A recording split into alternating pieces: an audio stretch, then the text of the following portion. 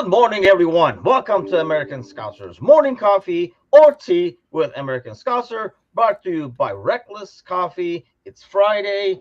Kermit is in the house. Good to be green. TGIFF, as we say it. And holy cow, we got a full squad this morning. We have our regular Friday squad, and then we had to bring Kazi in so he can kind of like fight his nerves on for Saturday. So let's go around over here. Still riding the Gravenberg train is John. What's happening? Forever gonna ride this Gravenbridge train. It's Friday. It's lit. It's a four-man booth. I'm ready to go. Forever is a strong word. Anand is in the house, still riding the Darwin train. How's it going?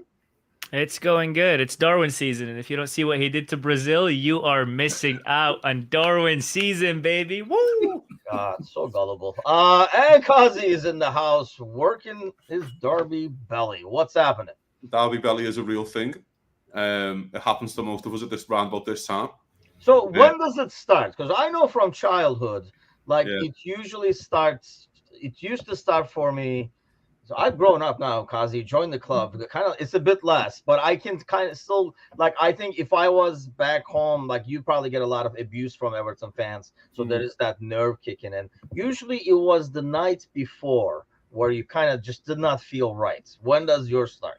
Now, really, today I woke up and I was like, "Oh, it's Derby day tomorrow," and I've got to be up at 4:30 in the morning. Wait, is that because you're here though? It's within 24 hours? Yeah, I mean, if I was back in Liverpool about Tuesday, I feel like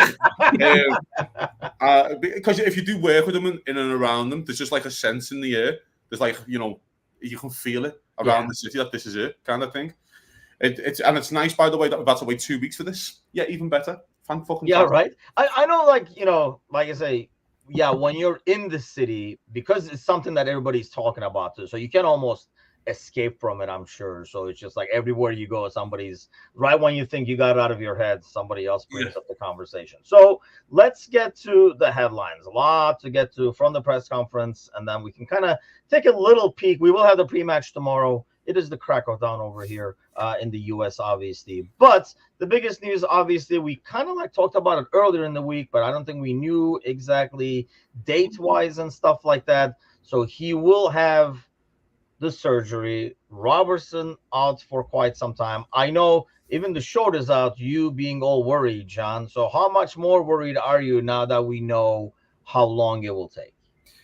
Quite a bit. Probably the same level I was when that short was published. Actually, no, you know what? A bit more, because I didn't expect it to be this long. So I'm very interested to see what Jurgen's going to do in terms of a tactical setup. We were talking about it before the show started, whether we split to three in the back, whether we stick with Costas. It's going to be interesting. But he hasn't started well, Robertson, this year, but he's still a big part of our team, massive part of our team. So we can't discount that, and he will be missed. That's for sure. Mm-hmm.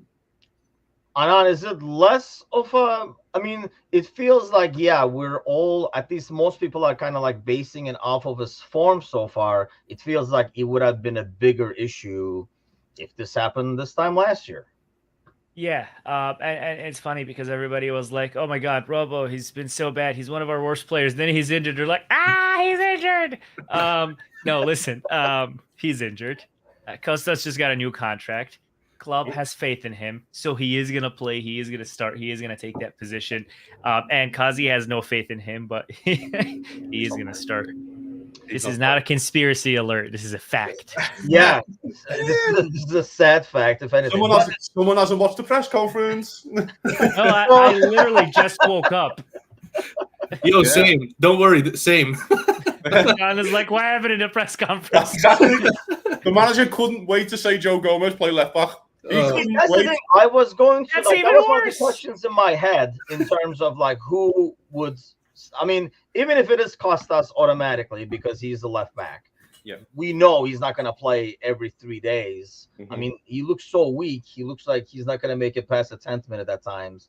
So let's hope with the run of games that we keep talking about, it'll be a whole different ball game. But he was not going to play every single game. So my question was going to be, Kazi, who else is going to play left back? Do we play the young guy or do we make somebody from the squad? He's saying Gomez and Chambers. To me, that feels like if it's a League Cup, it's Chambers. If it's something else, it's Gomez. Otherwise, it's Costas. What did you get out of that, what he said? Yeah. Well, it was the reporter who said, "Oh, Costas is going to play." And yeah, but we have loads of options. We have Joe Gomez. I.e., they couldn't wait to say Joe Gomez. That's to say, yeah, as much as I like, Costas is a left back, Joe Gomez is going to be kind of my choice in the certain games. The one I don't care who it is in effect of. I would prefer. I'm controversial. I would prefer Joe Gomez to play left back over Costas, just for the sheer fact of Joe Gomez won't be bombing up like Costas. And if you are going to play this inverted Trent formation, it will be a bit more of a free at the back kind of deal, a lot more off the ball. I was a big fan, by the way, in the press conference, where one of the reporters asked them, so, they had Jack Harrison playing right wing, and now Costas has bombed up the field and that, how do we get back out in position? And the manager goes, well, where's the ball going to be? Like, do you think we're going to react? Do you think we're just going to let him, of course we're going to react? And he's like, what do you expect me to say? Oh, yeah, good point, mate. I didn't think of that. What are we going to do if he's up top? So Gomez, I know you're shaking your head like crazy over there. It's like a bobblehead up top watching John over here. Every time somebody says Joe Gomez at left back, he's like, so I personally, honestly, if we're going off of recent form and how they play, I actually would prefer Joe Gomez over Costas right now. Clearly, John, you do not. Listen, I feel like Gomez has just that one. I'm not saying Costas doesn't have that moment, right, of silliness. It's just, I don't know. The Real Madrid game really scarred me for Joey G, man. It's just that horrible performance. Cause he does make good points. He does make good points about the whole three in the back. But, there's this whole thing about logic and fear. And then there's this saying about fear overtaking logic whenever it comes in. And that's just me right now. Whenever I see Joey G on the ball, one-on-one against a defender, I just get the shakes, man. So I don't know. Could you blame me? You see Costas and you're good? Actually, yes. I guess it's like a stigma thing. I guess whenever it's kind of like a trauma. Like if you're arachnophobic, you see a spider. I'm Gomez phobic, or if you guys can come up with a term or whatever. That's what I am right now. So. Oh god. I mean, the one thing I'd say though, John, following on what you just said there, when you said Real Madrid, he's playing. Yeah. That was Real Madrid, and not Everton. Fair. I mean, as much as they are the best wingers in the world, and Vinicius and stuff like that kind of deal.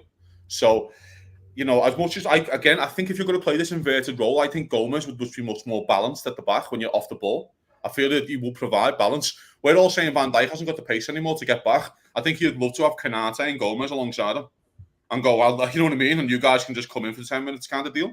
So it'll be interesting. That requires a lot of adjustments on Klopp's side, which I'm cautious that he would do. Anand, you're giving the thumbs down to Gomez over there. How dare you? It's just from a guy who's a Thiago fan. How dare you? So listen, I don't know if you guys like boxing or MMA. There's fighters who have knockout power. See, Joe Gomez has fuck-up power, where he goes well for 87 minutes, and then in 3 minutes, he does everything wrong. And it costs us everything. Costs us. No, that's good. Bro, I've just seen Costas get turned upside down against Leicester in the League Cup. Are you serious? Because he decided to give them a chance. Oh, okay. It's just, I'd rather have a natural left back over there than Joe Gomez. Because listen, Joe is, I like him. It's just last game he did well for 85 minutes, and the last 5 minutes or whatever, whatever the hell it was, I was scared of shit. Right, we shouldn't have replaced Trent there because him and Kanate. Because Kanate was horrific when he came on, and Andy Robertson made the mistake for the goal. But see, that's the problem. Gomez is the guy that everybody somehow sees as making mistakes, whereas everybody else is going around with their. Again, I like Joe. Was horrific. Give me a natural left back who just signed a new deal as a natural left back to back up the original. Now, listen, if he doesn't do well, okay, we gave you a chance. Now we bring on the knockout power Joe Gomez. But until then, we just kind of try Costas, see what he does, and go from there. And come on, he just got a new deal. I highly doubt he's not going to play when the chance and the opportunity arises. It's still... Honestly, a new deal is usually a curse, isn't it? They're like, he got the money. The next 7. You're never one thing that we've got to think about, the next 7 games are winnable for Liverpool. So the manager does have a bit of time to actually experiment before City. What I would like is the manager to have his own left back and his next choice for City. He has got 7 games that Liverpool should win on the bounce now. With the Toulouse games, the Bournemouth game, and the 4 in the league, we should win our next 7. And I want a proper left back. If he's going to swap and change in these next 7, I want an answer. So for how City. long is that leash? Like, I mean, like trust us. I mean, I agree with. I mean, I would personally prefer, but I agree with Anand that you're gonna play the natural left back there, because otherwise, why did you give him a contract if you're gonna play Gomez over him?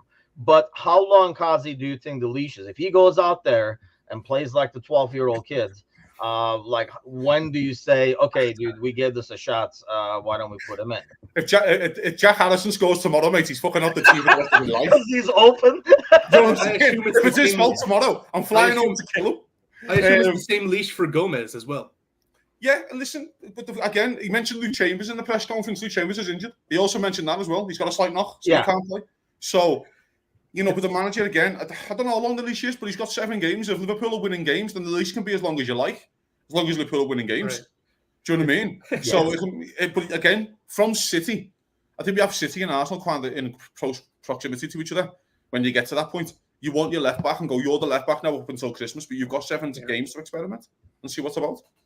Yeah, I mean, it's going to be interesting. Like I say, I mean, Robertson wasn't in peak form, but it goes back to maybe I have claustrophobia or something. Yeah, it goes back to what John is saying. I just worry there, and especially the last games I saw. But I'm constantly being told that, you know, he just needs a run of games and that everything is going to be better. Oh, yeah. But then again, I'm constantly told that Thiago is the best midfielder too. So hey, I'm told a lot of things on these shows. I don't know. You gotta either pick and choose what to believe.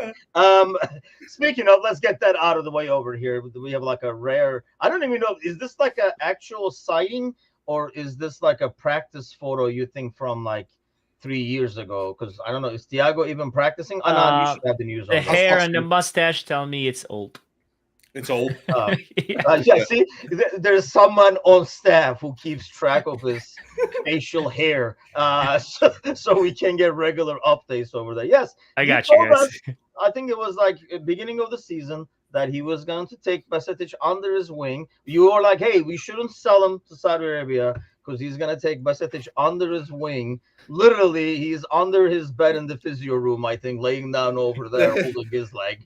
Took him under his calf. It's kind of like gone on the wayside, right? I mean, John, because I mean, really, in honesty, especially like we don't have a natural defensive midfielder and stuff like that. Not that he's as natural; he's played the double pivot, but we've totally forgotten about him because of the fast start the midfield has had.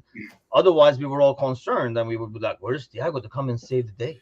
Right, that's definitely an improvement towards where we were last year when we started poorly, and then we were like, we need Thiago in this midfield, and he comes back for like 3 games, then he's gone. And let me just say that the only wing that Thiago took Bajcetic in is the hospital wing. He prepared for this one. Sorry, I just had to He wrote that down. He's like, hold on. There it is. The wing that Hey, rate it, guys. Come on. It was pretty good. That was good. I'll give you that. That was good. What do you have to say for yourself, Anand? So you can pick your own cue card if you want. Like, it's gonna help. Hold on. Fuck. PR. Okay, here it is. So as a Middle Eastern man, we like to eat lamb. Lamb is best when it's cooked for a very long time to make it delicious and savoring. This is why Thiago's taking his time. Cook it for a long time. What's throw that card away, bro. Yeah, fuck, wrong PR You're card. Dry stuff out. You don't want to greatness takes time. Okay. Yeah. That's one. Greatness takes time. This fucker is taking too much time.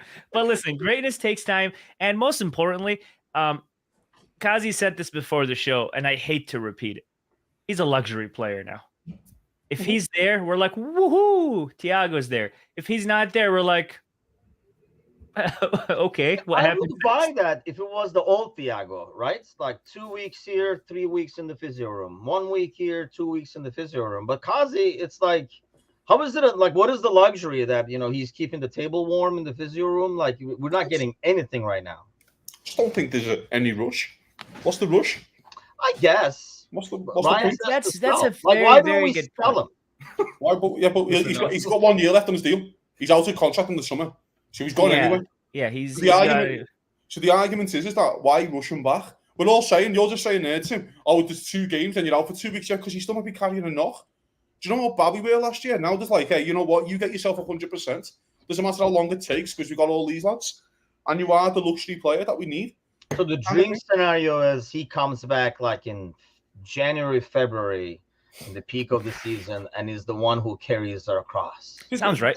There's also You should put this on your fucking cue card. There's also part with Liverpool. I would expect them to get through in the League Cup.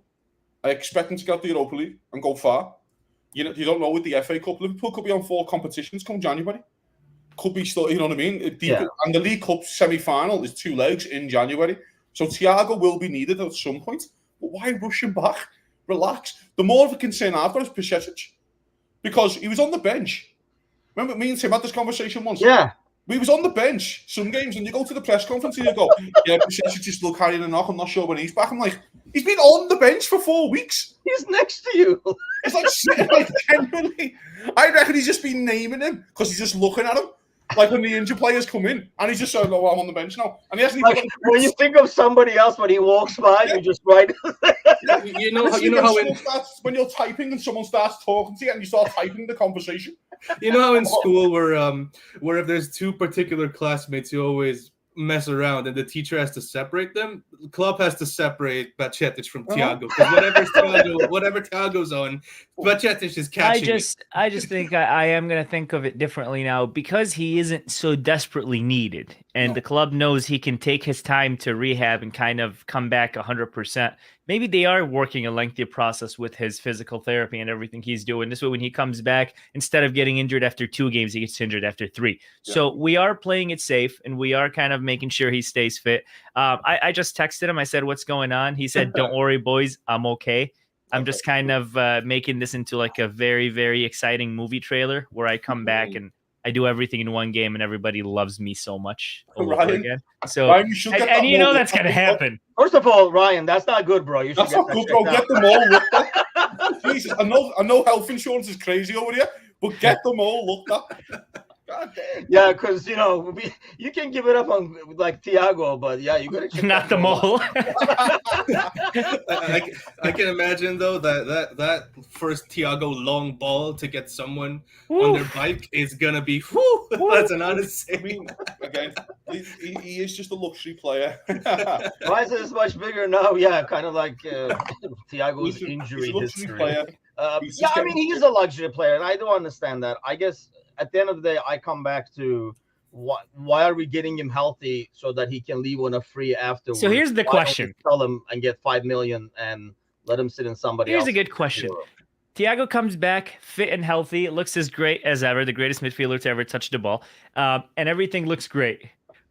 Would you give him a 1-year extension? Get the hell out of here!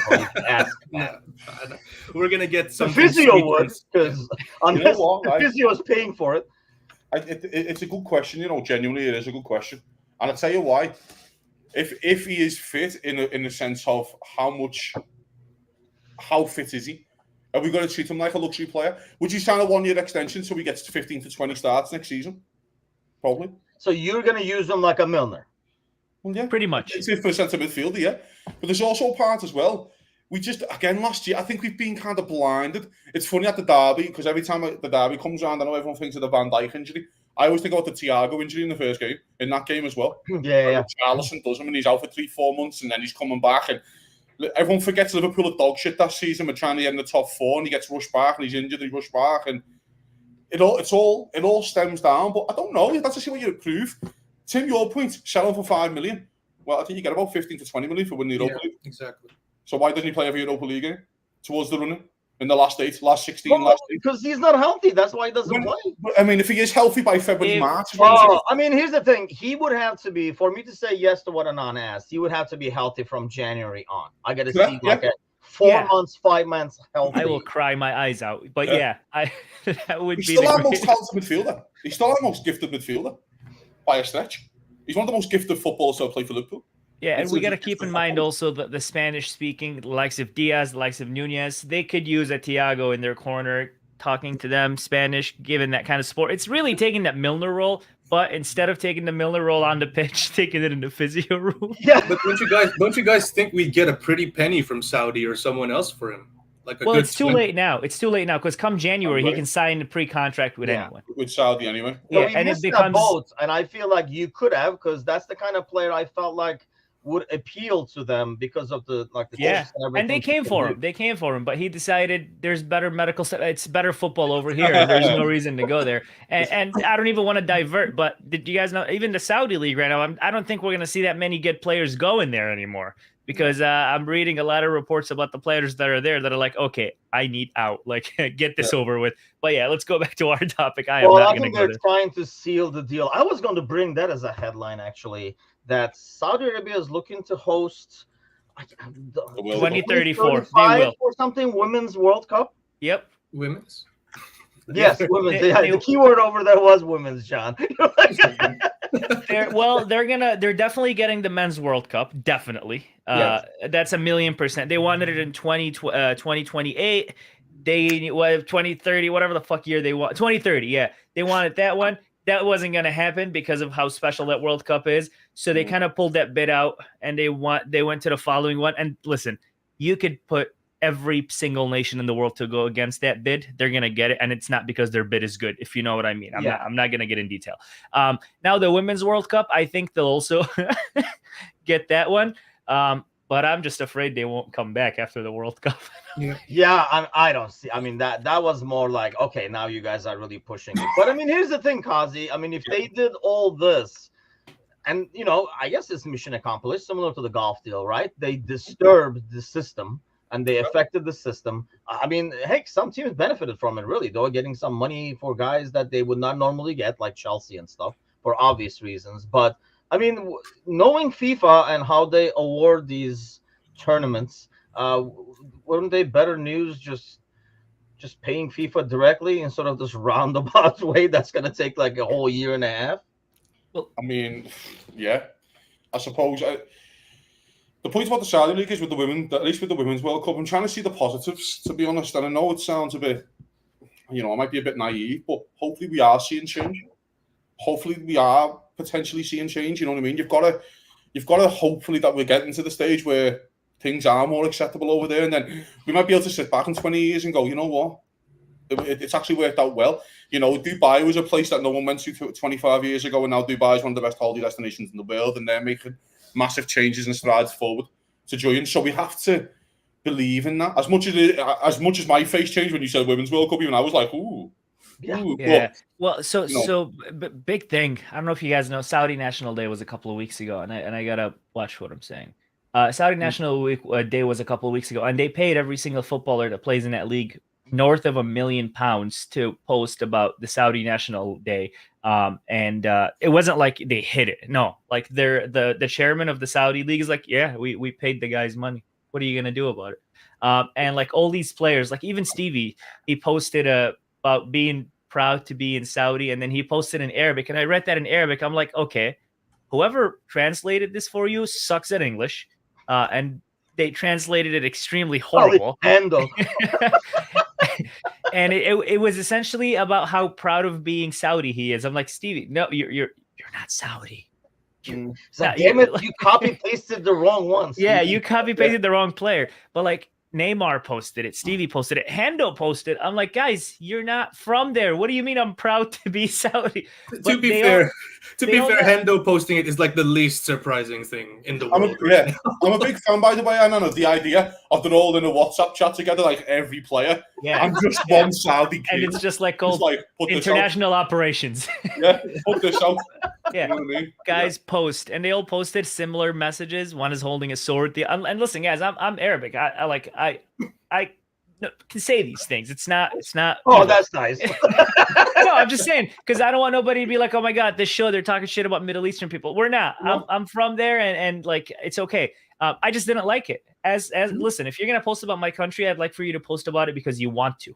Right? Not because you got north of 1.2 million pounds and you were told as long as it stays for 24 hours, you can keep the money. Also, the chairman's an idiot. Why would you come out and say, yeah, we paid the money to post it for 24 hours? That's the stupidest thing you could do. I guess my question is, does that really help the optics, John? Like, even if you didn't know the story, and honestly, I didn't know like what Anand said that they got paid. I didn't know either. But I did see the post. I mean, all I said was, man, money will make you do anything. Like I wasn't like, oh, maybe Saudi is really nice because even Stevie is posting. I mean, I think does it change the optics at all? Because the optics already are people are there for the money. So anything they do, I think we naturally automatically say, man, what the power of money is all you keep saying every time you see it. Right, it kind of just reinforces that point, doesn't it? Like, would you say that Henderson and Gerrard went there like of their own conscience, knowing that their wives, their daughters are going to be treated as second-class citizens compared to how they were in England, right? Would they say that they went there out of their own volitions? Right? I think Alex is still in Merseyside. I don't think Alex went. Stevie's wife? Well, there we go. Last week. He put a picture. Well, there we go. That's very telling. Yeah.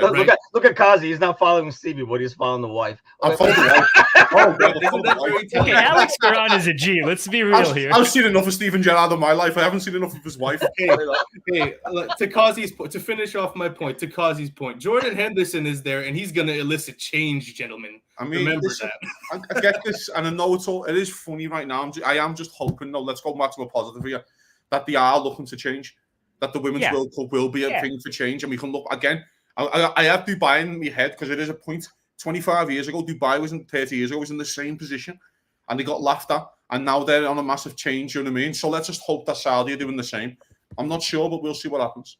Yeah, I mean, you can hope for the best, I guess. Always. I just know that, and I'm sure Anand knows that there's like there's a huge window shopping kind of a thing when you look at those countries in general. There's like this thing they project, and then what the tourists see kind of thing, and then you look behind and it's the back room and the warehouse is totally freaking different. So in all fairness, when I went to Qatar for the World Cup, I had a perceived idea. I'm like, I don't know if I'm gonna like this, but then it turned out to be some of the best things I've ever done in my life. One of the greatest World Cups I've ever seen, one of the best time, good people, nice community, everything was nice. So I had an idea that I'm like, oh my God, I'm about to hate this, right? But then I went there and I'm like, okay, this isn't so bad. So maybe this is what's going on that other side. You never know. I just know that if you're so I was having a conversation yesterday with one of my employees, and that employee always talks about his reputation. So I said to him, just so you know, if you have to keep bringing up how good your reputation is probably shit. And he's in sales and he's known for stealing sales from people. He's like, come on, this is my reputation on the line. I'm like, it's shit. Yeah. Because and the biggest proof is you have to literally, he would post on his Facebook, reputation is the most important thing. I'm like, dude, I told him stop. The more you post about it, the more you look like you're trying to change people's idea. So prove it and don't show it. So if they prove it, I'm all in for it. If you're giving people £1 million to say like Hendo's post, I am proud to say that Saudi has officially bid for the World Cup. Okay, King. Who are you to be proud of it? To be fair, 20 years ago, I remember when the Burj Khalifa got built in Dubai and they just paid Federer and Agassi to go and play tennis at the top to open it. So these kind of things happened at that time as well. You know what I mean? So fingers crossed, guys, that we're going to see. Well, I mean, the Super Cup of Turkey is being played in Saudi Arabia between Fenerbahce and Galatasaray. And that's one of the number 3 derby in the world or something like that. And there's a huge outrage. Obviously, there's other political reasons behind that, but it's the 100th year of the Turkish Republic going to Saudi Arabia for that because of the people in charge and stuff. There's a lot of political. Look, man, I ain't trying to get political, but that's a slap to the face of the Turkish people.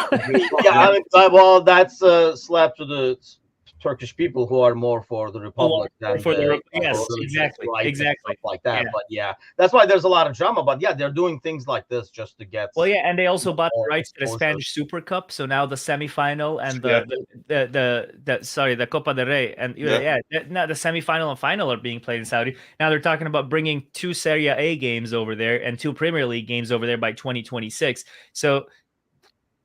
Money makes the world go round. They won't get the Premier League games because the Premier League games all get split evenly, don't they? The Premier League. And they all get split. Yep. Because then what Liverpool say is, but we're getting the same amount of money to go and play over there as fucking, let's say, Wigan, if they're in the league. So it's just send Wigan over there and play them because we're getting the same money. So that's the argument. But with the Serie A, because all the money gets split, how much commercial, and La Liga is the same. So. Yeah. So let's get back. This conversation is really helping Kazi get this. How did we start with Thiago to the Women's World Cup in Saudi? I am so confused right now. It's what I do. Let it go off the rails in the morning. Okay, so let's get back to the case and get Kazi nervous again. The front line, Kazi. Yes. Obviously, I mean, I'm not asking Anan. He's going to say Nunez. Of course.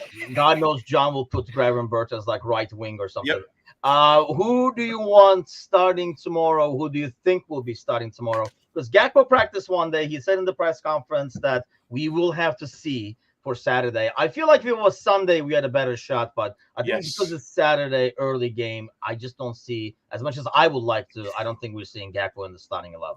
Oh, what I would like is Cody Mateus Gakpo, but what I know the manager will probably do is Darwin Núñez. And the only reason why he's doing Darwin Núñez because he didn't start on Wednesday for Uruguay, so it means he's barely played. But if it was me, it'd be Cody Gakpo every day of the week. Cody Gakpo would start every game for Liverpool if he was fit. He did say, which was, of course, he said, well, he's had one day training with the team. So is everyone. So I didn't know if he meant I've only seen him with the team once to see how he is, or I don't know how long he's been fit for. If that was his first training session back, it could have been last week. That was his first one back with the team, like everyone else. I don't know. So we don't know how fit he is. The reason why I don't do Darwin Núñez is because I think Tarkowski will be loving playing against him, because if you can get him riled up and wind him up, and you will get wound up in this football match. This is a football match where you need to be calm, because Everton want wars. Everton want arguments all over the field. They want to be kicking you. They want to be winding you up, because that's the only way that Everton can get anything out of this football match. If Liverpool go out and just play football, you'll beat Everton.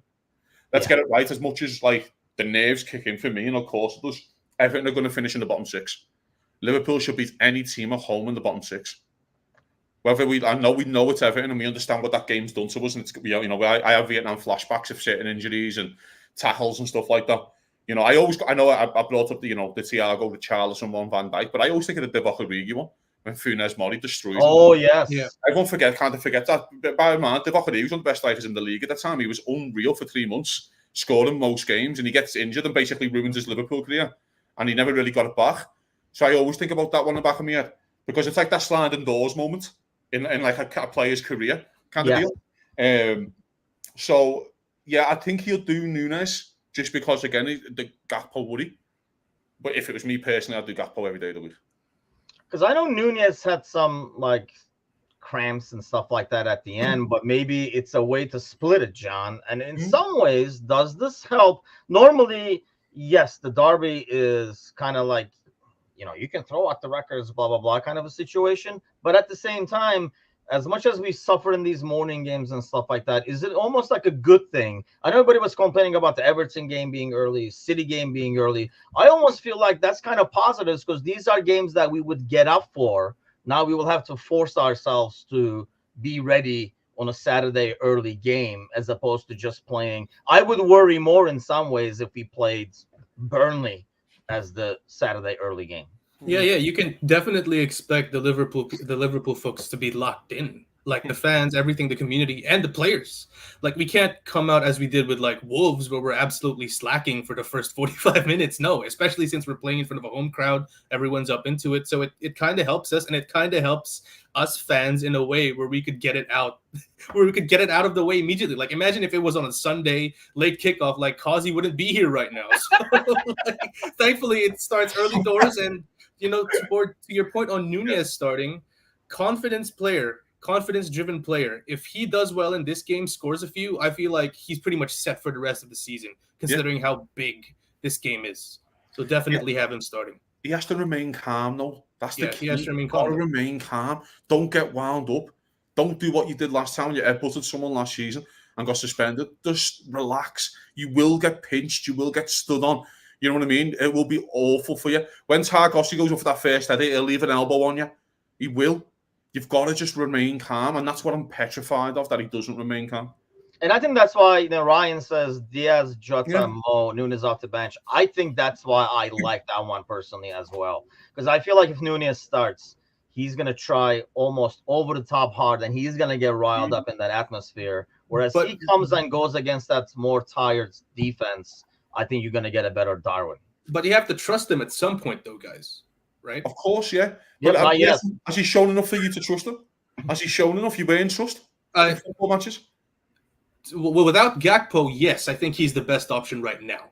Yes. But this is a game, and I can say it's a one-off. We have it twice a year, and they are one-off games. They are weird football matches. Like, They will do everything to wind you up because it's the only Yeah. way they can win. It's genuinely the only way. If Liverpool just go out and genuinely play to 8 out of 10 in a performance, Liverpool beat Everton. 9 times out of 10, you beat Everton. But if you go out and you fucking give them what they want, which is they want you to bite, they want you to bang it, they want you to fucking get in a war with them. I just don't think I trust them enough. I haven't got it in me yet. On the I'm flip sure side, Annan will say I'm ready to start him every single day, but we'll get there in a sec. But on the flip side, though, like you were saying that this is a weird game. Isn't weird situations where Darwin kind of is at his best, right? Isn't he the best? Yeah, maybe. But that is worse. I think like it's a gamble, Annan, as opposed to what you're getting with Jota. Even Bickler, kind of joking, but not really joking.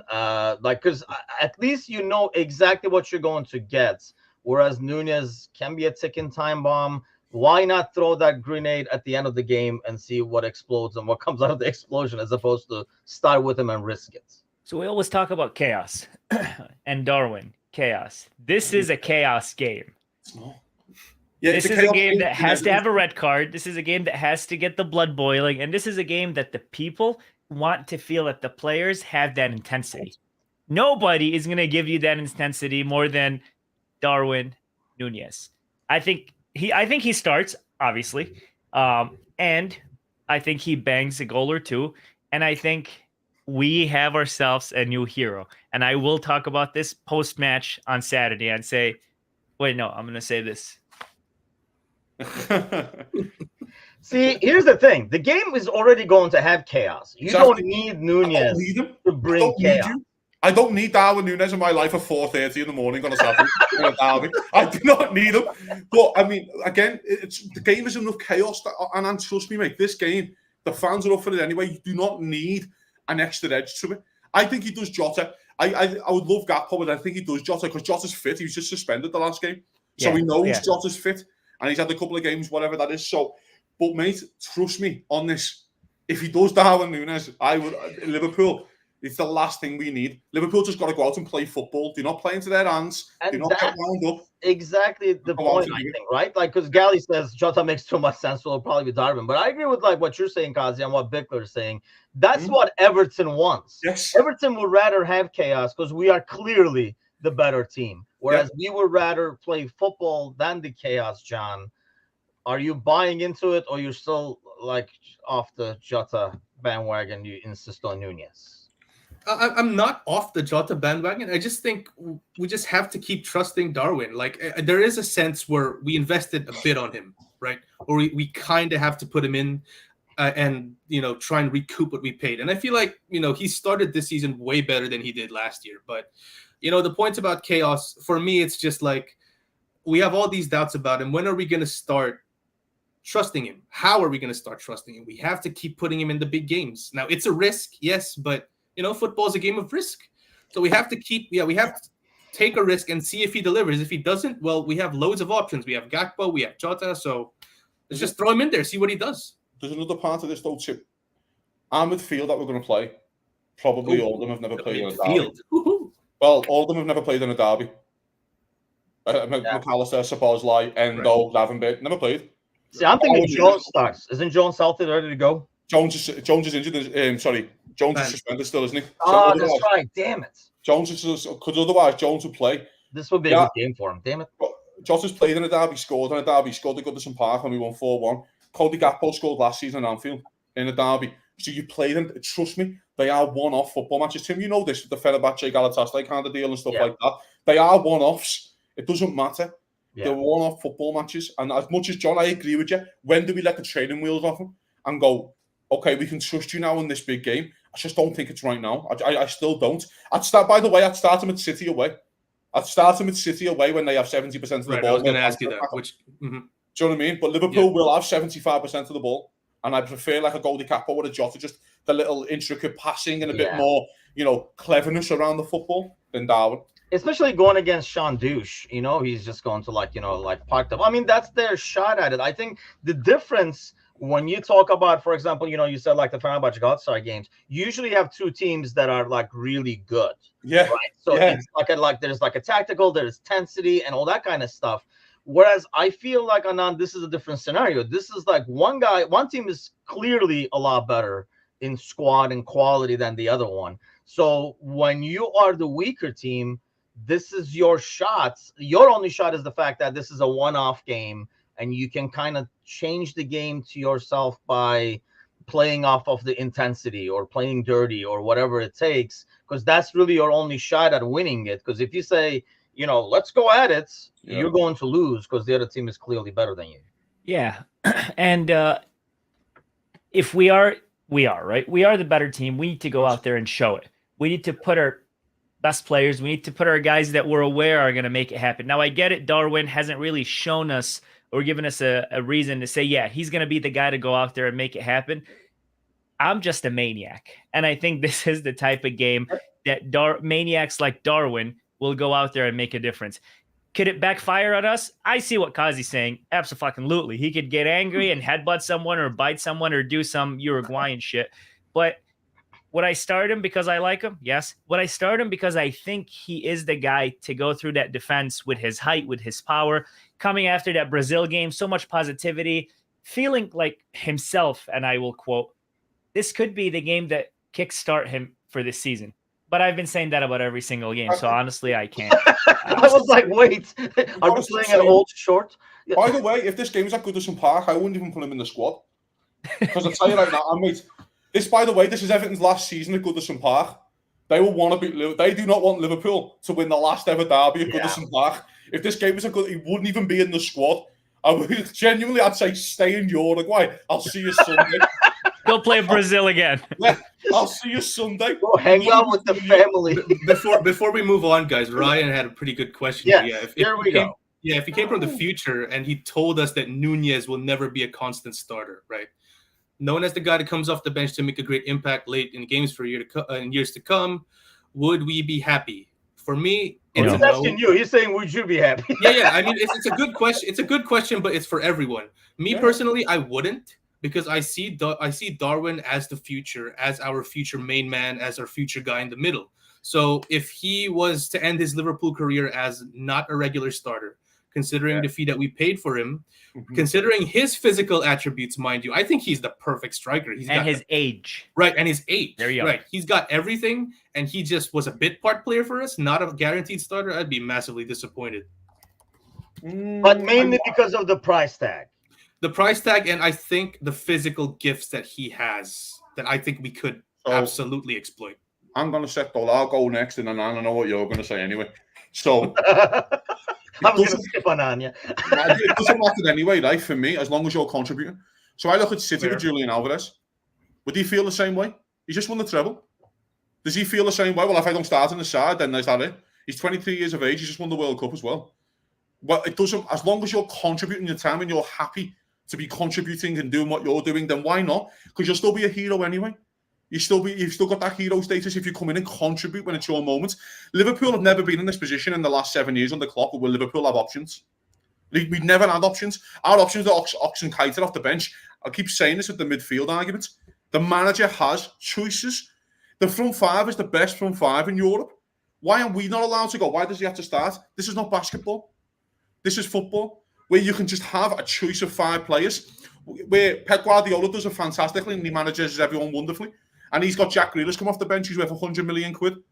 And he had Riyad Mahrez coming off the bench, who was one of the best wingers in the world, and now he's got rid of him, of course. And now he has Doku come off the bench, who's worth 80 million pounds. Yeah. So why can't Liverpool do that? If it's Darwin Núñez who's worth 70, 80 million, why can't Liverpool be in that position? Because I look at that side there, and they've just won the treble. And that's how you do it. You go and do the treble. Liverpool didn't win the quadruple, by the way, because of the options off the bench, because we just couldn't change anyone from February onwards. We couldn't change a player. We had starting 11 discussions because it wrote itself. Because it wrote itself. Now the manager has proper headaches. So let's just not say, is he a starter or not? Let's just say, is he contributing or not? And if Darwin Núñez contributes to Liverpool, and that's how it is. And I think we're not talking, I mean, I don't know, like Ryan can probably clarify a bit more, but I'm getting the sense that he's not talking like a Divock role where he gets in the 85th minute, makes an impact. I think he's saying like what we do now, 60th minutes, you guys look a little tired over there. Here's Núñez at you, kind of a thing. Would you be cool with that? It would be Darwin time, not Darwin season for you. See, I think the price tag plays a big role for us. We're not City. We're not used to paying big money for players, not in our lifetime. Maybe we'll start getting used to that, but we're just not. One, two, I just think Darwin has so much potential to be one of the best in the world. If he gets his head on his shoulders and if he kind of tones his attitude and he's got anger issues, whether you see it or not, he's got anger issues. That game against Brazil, the kid would do everything right. I don't know if you watched it, but then he would lose the ball or somebody would tackle him and he would throw the biggest fuss. Now I know in over there, that's okay because the referees are used to it. The other players are used to it. In England, that's a talking to. That's a, hey, only the captain is going to talk to me, so on and so forth. I think if he gets his head on his shoulders, gets his shit together, Darwin could potentially be one of the best in the world. We saw what he can do in Benfica. We saw what he does for Uruguay. I just don't think, and this is where I blame, I'm not going to say I blame Jurgen. I'll just say I blame our club. We haven't put that faith in the guy. We haven't shown him that we are ready to ride with you. You know, we're going to be a ride or die. The arrival of Cody Gakpo didn't help him. Diego Jota being healthy and fit isn't helping him.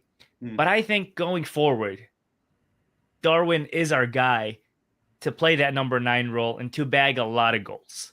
I just think we got to put faith in him first before I was about to say it, and you know how often do we agree with Gally for God's sakes? But I mean, he has to. I don't blame the club for him not like giving him that faith. You have to earn that. So why does Gakpo have to earn the faith? I'll go back to the point I made last week. No, the week before.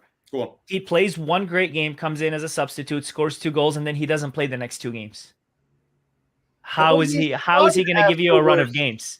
I mean, you just started him against Brighton, right? Wasn't the Brighton game? Yeah, started against Brighton. Dog shit. I had to like recall because I don't remember. He started against Brighton. Terrible. He was terrible. So the argument is he took Gakpo's earned his trust. Gakpo come in and scores 2 against United, scores in the derby, and does the role that he wants to do. And Liverpool go, by the way, I've lost 1 game in 24 or something daft. So Liverpool, and that was the Spurs, and we can all swallow that because we know what happened in that game. Yeah. So the argument is when Liverpool went on their great run towards the end of the year, it's because of Gakpo was starting centre forward. So now you need to come in and take the position off Gakpo if you want to start for Liverpool.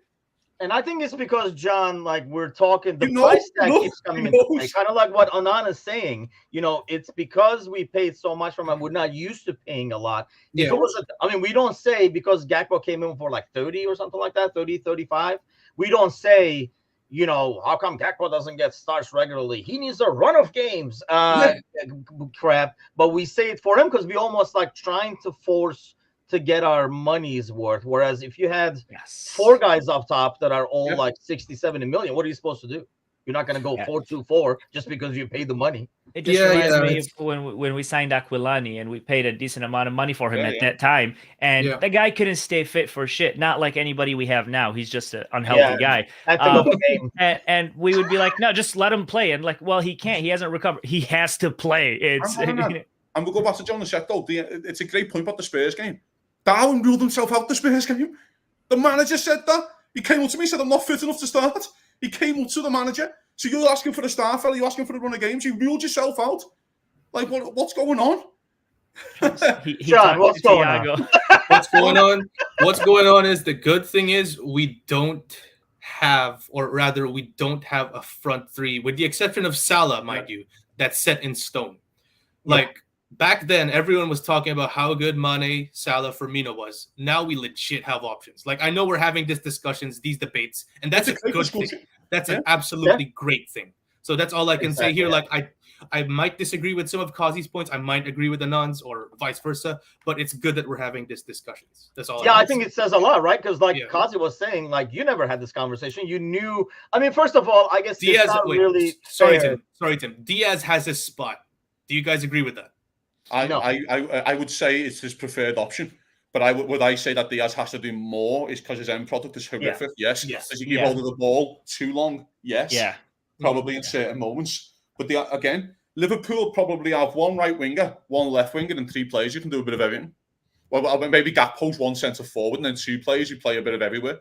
I mean, Gakpo used to play on the wing though. Like you know, like when he was playing, he used to play on the wing. That whole the cutback and like the cross.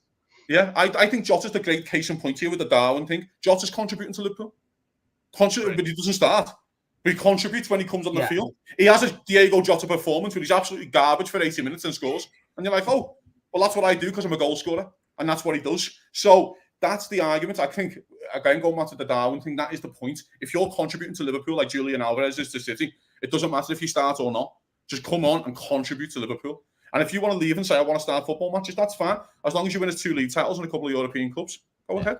Go. I can't recall what game it was. What was the game that Jota kind of like closed the deal with like a third goal or something like that? I can't remember what game, but he had that 1v1, and I just had the confidence that he's going to finish that.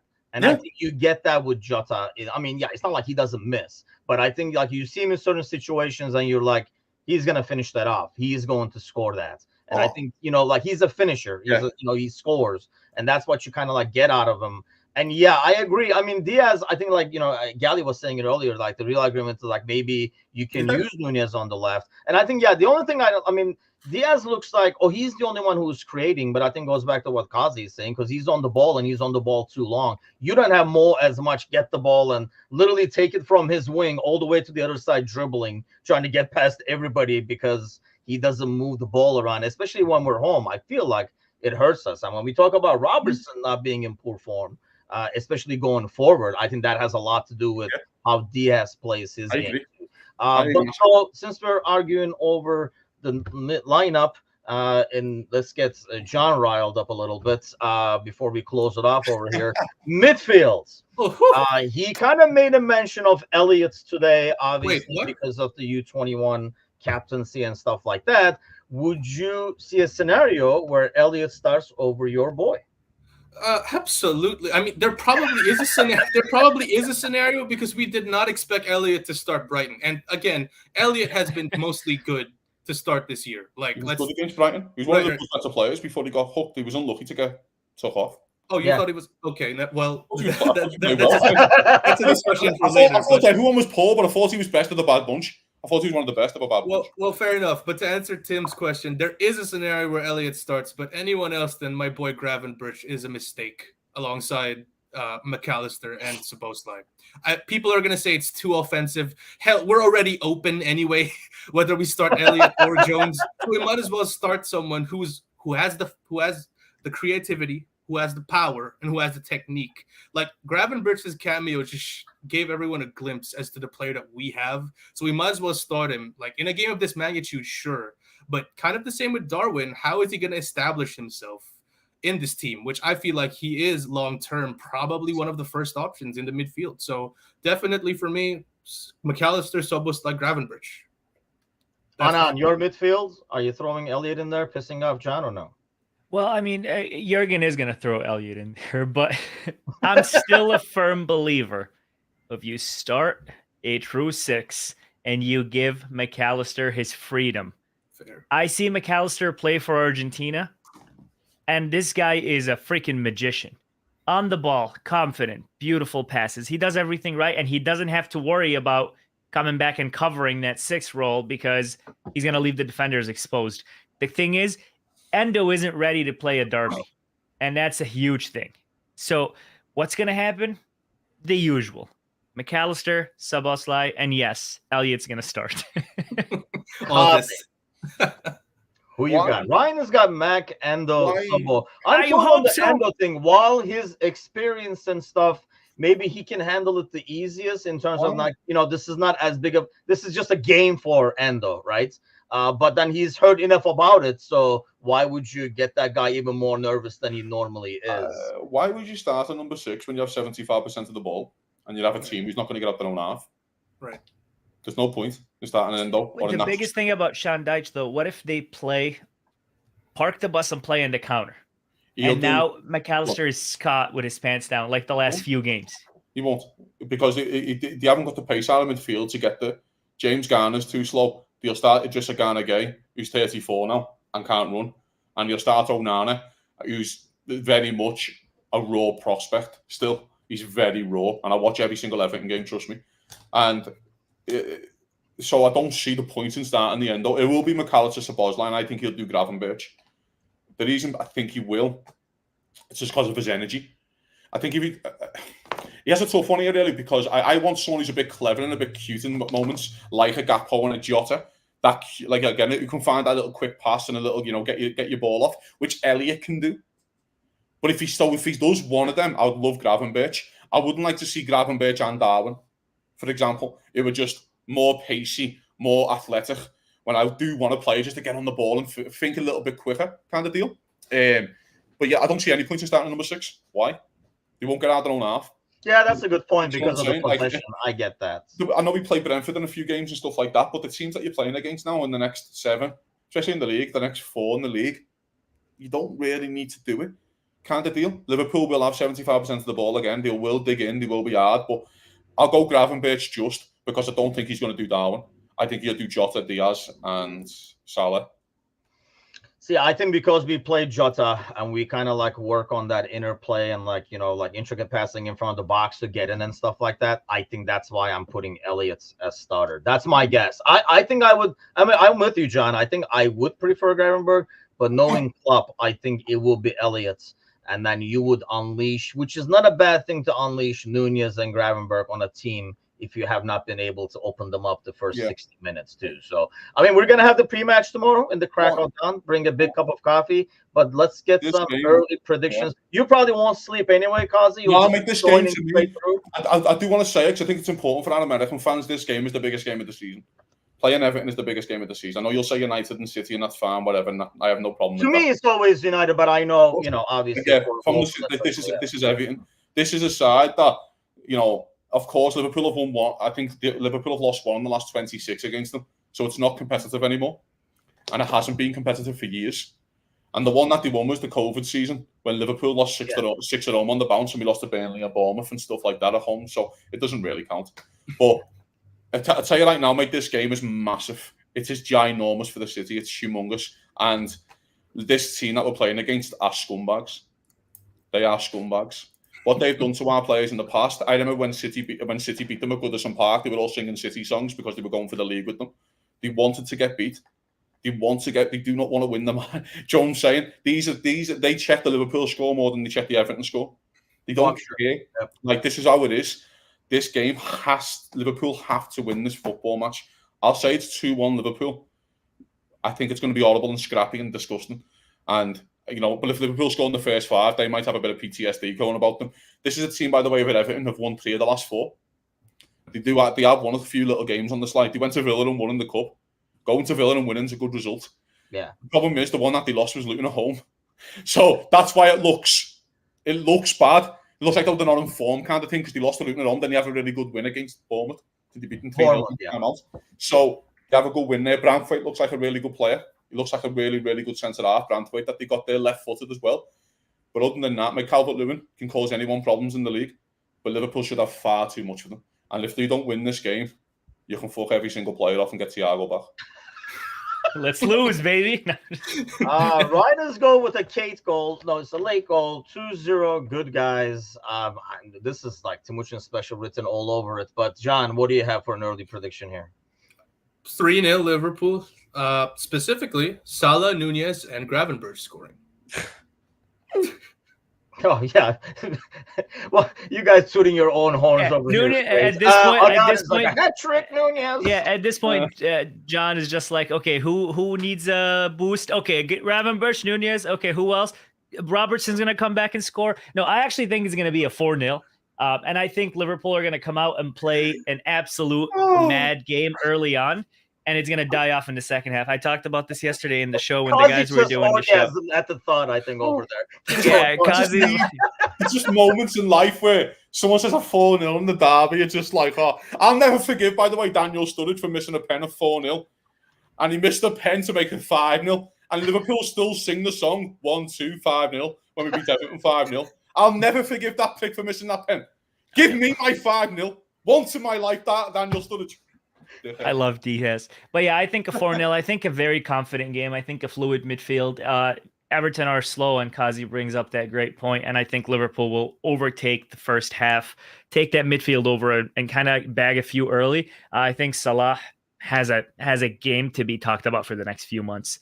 I think it's important to mention though, as well, before we go, if he plays Ashley Young right back, he's 38 years of age. Yeah.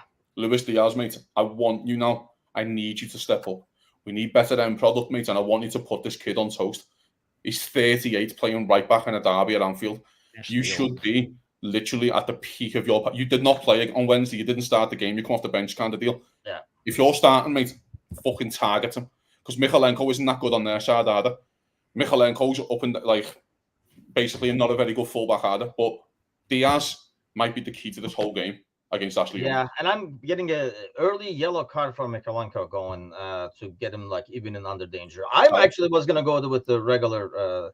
Timuchin special, but you guys got me going. I'm not having to change my goddamn special. So I'll go with the 4-1. I'm pretty confident in this game for some reason. Maybe just to ease Kazi's nerves over here. John.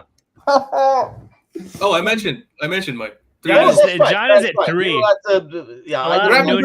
Come on. That's why he came back to you. I didn't like You were so unreal. He had to come back and ask again. I feel sick. I genuinely feel sick. Like my stomach's doing somersaults. Are you sure Kazi's the only one who's got nerves here? Like Tim has some too. He's going back to people he's already gone. This game of football, mate, honestly, it's the worst. I feel sick. I just worry about these games because of, like, I know how it is. Like, like this is like an actual derby game. You don't get a lot of these, and I know how it is, and I can you can kind of sense the nerves in the stadium as you watch these games. And I know we're over on time, but like I don't get nervous for the Everton games anymore like I used to, as much as I get nervous for the City games. And I know that for a local Scouser like Kazi, you're like, well, because you don't know how deep this goes. Yeah. Yes, I don't. But like for the Everton games, I'm like, okay, they're absolute trash. They're relegation battle side. We'll have fun. And then when we're going up against City or we're going up against United, like we gotta fuck them up. Like we're gonna go up there. Like, by the way, before we go, because I know we're gonna wrap this up, what's your favorite derby moment? Oh man, I will never forget. No. I will never forget. It's the greatest goal in Liverpool's history. I think it was in 06 or 07. Harry Kewell gets the ball, bumps it off his chest. Bumps it, and then he goes up to the Everton fans because it was 3-1, and he goes boom, boom, boom. 3-1, and that to me, I don't want to be silly, but I am. I even grew my hair ponytail, did the double ponytail for a Harry Kewell, and that became my goal celebration in high school. We need photos for this. He loves an injured player, and Anthony. Listen, that goal, I still think about it all the time. Every time I know we're facing Everton. Go on, Tim. You know what? I think it's because of how I watched it that Mane tapping in the last second from the first I was watching it on my phone. I think I was getting something for it's because it must have been right about Christmas time, and it must have been pretty darn close because I'm in the mall parking lot, and I was watching it on the phone. I don't know why I was so frustrated with that game that we could not get one. And then we get that goal at the end. I just remember it so vividly. I think that's why. But you took Divock away from me. Divock is the greatest goal in Liverpool's history. So everyone knows it. So go ahead, John. What's your fave?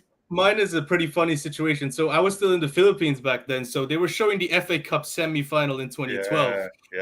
And I was watching a movie at this time. Like my dad really wanted to watch this movie. It's a pretty crap movie called Battleship. So we were in the cinema. I was looking at it on my phone. Andy Carroll scores a header to make it 2-1.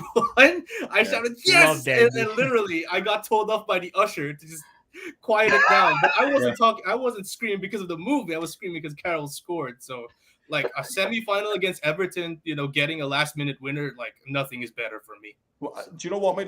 There's a lot of last-minute winners. But I'll tell you one of my favourite goals. Of course, the McAllister goal is everything. Oh, yeah. But it's funny when, like, the players, they hate to score. So when we beat them 2-0 at Anfield a couple of years ago, when Robertson and Origi scored, and they hate Robertson more than anything. And then Origi scored. You're like, you couldn't handpick two better goal scorers. But my favourite moment is still probably from that game, is when Pickford's laying the ball, then Alisson. Oh, with Alisson? Yeah. That was genuinely, I'd sacrifice a European Cup to see that again. I think we talked about that a few months ago. Yes, Ali, that was the best, honestly. You really give it to them.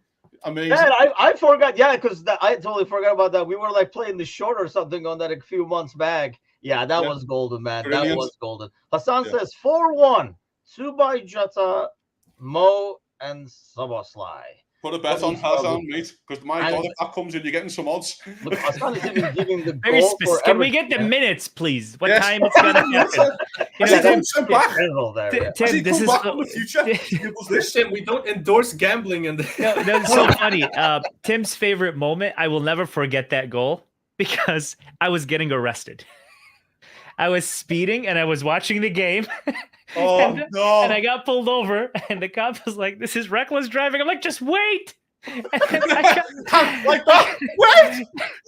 I'm like, Sadio, and I got arrested. I didn't do nothing. It was just reckless driving. I was going 47 miles per hour over, and that's it. So I'm not a need criminal. lot of content from Anand's past. First of Yeah. all, I want a picture of that. Everyone, ponytail. sign up for our Patreon. You'll learn a lot more about Yes, Anand when it that comes should out. be part of the things we offer. I think is old Anand Yeah. pictures, and that would get a lot of automatic signups over here. Well, we'll be back tomorrow. We can probably go all the. Kazi would rather just go all the way into the kickoff right I here. think So- he's dragging it. He's like, don't let me go. Somebody hold me. But yeah, we'll be back tomorrow for the pre-match. Baka will be hosting the gang. So we'll all be hopping on here and there once the lineup gets announced, and we'll see how much of our predictions were right and how much of them were really off. But you guys have an awesome Friday, and we'll see you guys tomorrow, probably like right after the lineup comes out. Usually we get on air. So have a great Friday, guys. Take care.